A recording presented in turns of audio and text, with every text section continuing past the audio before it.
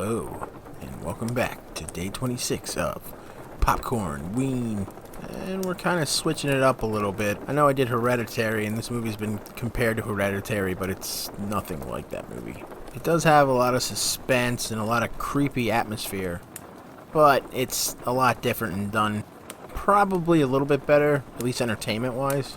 But much like Hereditary, you'd have to watch it like 2 or 3 times to get, every little bit of nuance, all the symbols, and all the background information to, truly understand what the heck was going on. And again, like Hereditary, it's not really a movie you want to watch more than once. And also, it was very polarizing. Some people saying it's great, other people saying it was very underwhelming. Jeez, maybe it is like Hereditary. Both made money.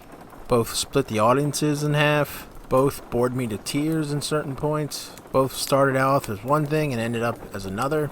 But one I liked and one I hated. And we all know the one I hated. And oh boy, did the nerds hate me hating on that movie. But we're not talking about that movie or the nerds that love it. We're talking about a way more entertaining movie. And if you haven't guessed it by now, or somehow didn't see the thumbnail or the title of this video, we are talking about the movie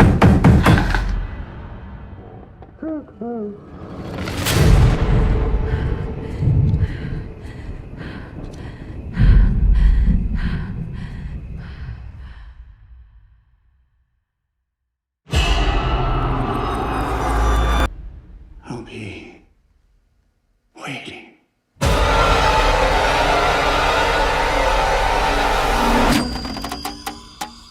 Isn't that to all of this?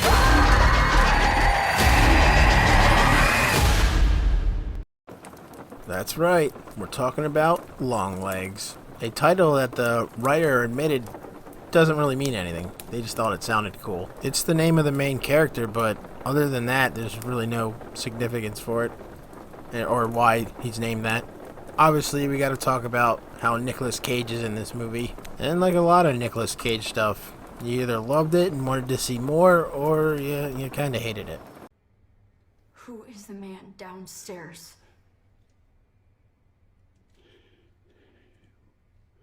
Why don't you ask your mommy?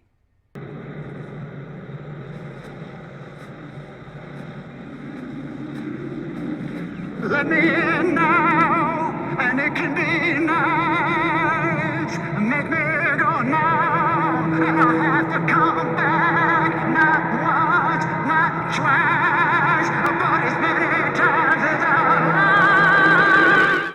like.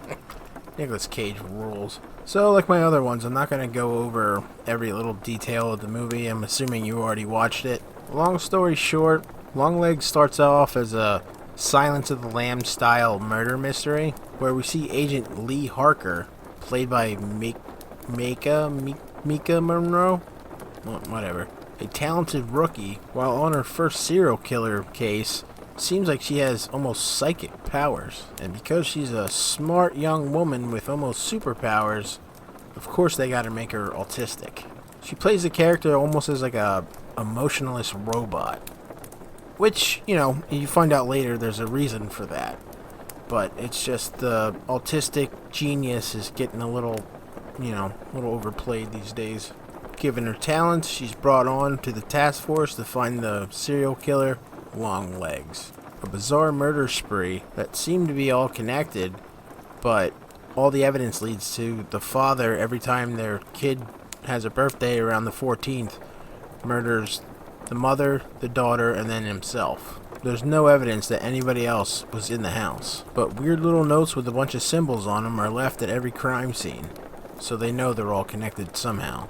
So the movie looks like it's going to be like this, I don't want to say quirky, but this weird period piece that's very atmospheric, and it's just going to be this very intense thriller where this FBI agent uses her autism powers to decipher a code and, discover a murder cult. And in the last scene of the movie, save a fat girl from a well. But instead, we got a bizarre-looking Nicolas Cage working for Satan himself, which you probably didn't notice the first time you watched it. But when you brighten the colors, the devil was there the whole time.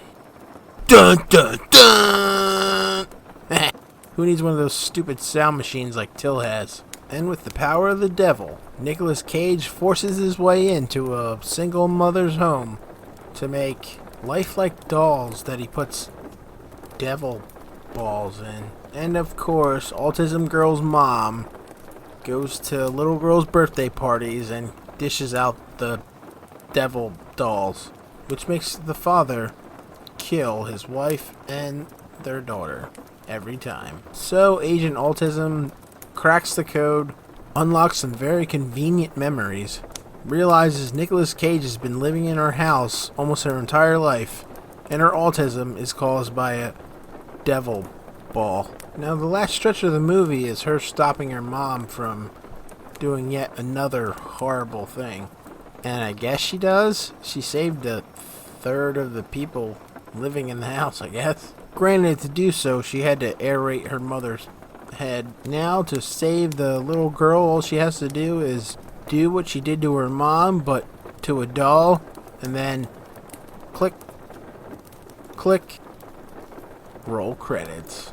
Now, a lot of this movie is meant for open interpretation. I've heard she's now become her mother because she couldn't destroy the doll, and she didn't do the cycle where, you either die or, you start working for the devil. I tend to agree with Mad Morph's movie club interpretation. The devil is playing with his pieces and having fun. It also leaves you with the impression that everything that happened only happened because the devil wanted it to. Ending with Longlegs singing happy birthday, saying hail Satan and blowing a kiss, giving us the strongest indication that in this case, the devil probably won. Now, this isn't my favorite movie in the world. They did amazing with the atmosphere, but it's not really a scary movie. And like I said before, I have no interest in watching this movie ever again. It's too dark, it's too ominous, it's not an enjoyable watch for the second time, unless you're on a hunt for clues and looking at the symbols and seeing all the times the devil appears, which is a goat-headed man, if you were wondering. But you know what? It's a crazy ride. Writer and director Oz Perkins had a vision, and you know what? He performed it to perfection. Well, not perfection. He made the movie he sought to make out. And when you hear the themes that he drew upon to base this movie upon, it's kind of nuts. So what is Longlegs about? This is from the writer and director himself, who has said that it is about the relationship that he had with his parents, his father being Anthony Perkins and the actor Barry Berenson. The writer said, "I try not to tell my children any protective lies. Having grown up in a family where certain truths were curated, not maliciously and with any kind of cruelty or dismissiveness, but rather as a move to sustain the family and keep things together. The idea that a mum in this case can create a story, a lie, a narrative, a version, and dress their children in it like a hazmat suit, it's definitely where the idea for the movie came from." The writer and director's father is Anthony Perkins, who played Norman Bates in Alfred Hitchcock's Psycho. He was secretly gay and died of AIDS-related complications. His mother was Barry Berenson, and she died in the September 11th attacks. She was actually a passenger on American Airlines Flight 11. I mean, talk about trauma and holding on to things, which also seems to be a massive theme when it comes to the families in this film.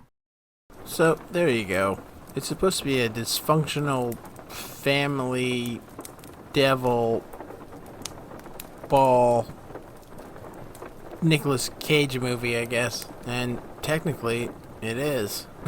But for the most part, I was kind of meh about this movie. Everything was done well. It's got Nicolas Cage in it. I'm going to watch it. I'm probably going to like it. But I can see how people, hate this movie or, all the build-up for it, and it wasn't really that scary. The bait and switch of a psychological thriller and, mystery kind of movie to a full-on devil supernatural movie twist, I can see can rub people the wrong way. But yeah, I enjoyed it. It wasn't great. It wasn't terrible. It was, it was good. It was fine. If you disagree, let me know in the comments. Until then, scare you later.